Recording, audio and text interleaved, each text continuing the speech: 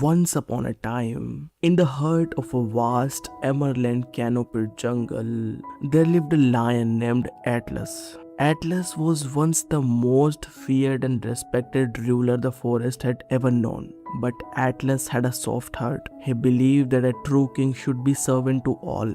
If a young gazelle was lost, call Atlas. If the monkeys had a dispute over a fruit tree, call Atlas. If any creature was in trouble, Atlas was there, using his claws not to hunt but to clear paths for the weak. He never said no. He believed that helping every small creature made him a great king. And for a while, it did, but gradually Atlas' life stopped belonging to him. He grew thin because he was too busy settling quarrels to the hunt for himself. Every evening when he collapsed in his den, exhausted and hungry. One scorching summer, the great drought arrived. The watering hole was drying up. Atlas spent every waking hour digging into the mud to find water for the small animals.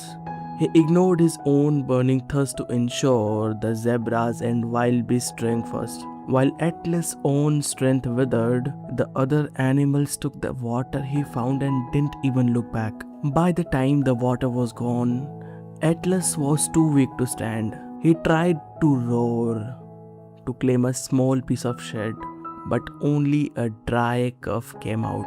The hyenas, who used to tremble at his shadow, began to cackle. "Look at the king," they mocked. "Is nothing but a tired old rug." The monkeys threw bits at him from the trees, laughing at his ribs sticking out. Atlas sat silently in the dust, watching the very animals he protected turn their backs on him. Something deep inside the king broke. The next morning, Atlas dragged himself to the highest cliff to meet Cyrus, an ancient eagle who had watched the jungle for decades. "Cyrus," Atlas responded, "I don't understand. I gave them everything, yet they treat me like trash. I'm not hurt by the drought, I'm hurt by the people." Old Cyrus was silent for a moment, looking over the jungle below. Then he said, "Atlas, I have lived on these mountains longer than you have ruled that jungle. From here, I have watched generations of animals live and disappear." He paused and continued, "Many years ago, there was a large wild buffalo in your jungle. It was incredibly strong, even the tigers avoided him. But the buffalo had a strange nature. Whenever smaller animals were in trouble, he helped them. If a rabbit was chased, he scared the predator. If monkeys were threatened, he stood between them and danger." At first, the animals admired him.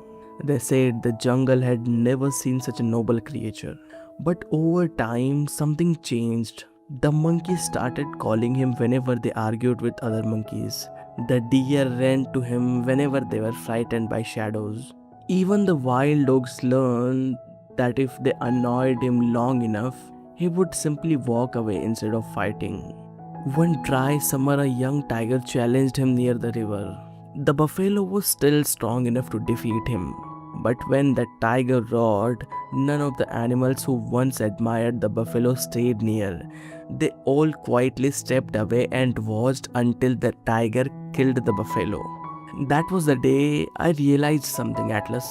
The jungle had not become braver. The buffalo had simply spent so many years protecting everyone that the jungle forgot he was someone to fear. Then he gave Atlas a simple task. For the next 7 days, do not answer a single cry for help. When someone asks you to solve their problems, pause and ask, "Is this my burden or theirs?" If isn't yours, just stay silent, watch what happens. That week felt strange for Atlas. On the first day, the baboons came screaming, "Atlas, the laborers are taking our branches. Come fight them for us." Atlas looked at weak paws. His heart wanted to jump up, but he remembered Cyrus. He took a deep breath and said, "I'm resting today. Deal with the leopard yourself." The baboons were shocked. "You are saying no?" Atlas simply closed his eyes. The baboons grumbled, but seeing no help was coming, they actually grouped together and defended their own trees. Atlas felt a strange peace.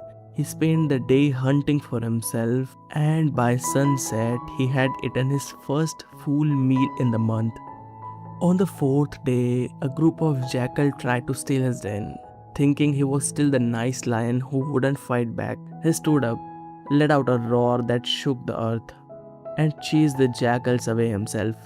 That night, sitting in his quiet cave, he whispered, "So this is what self-respect feels like." Weeks passed. The new Atlas was different. He no longer rushed to settle every petty argument.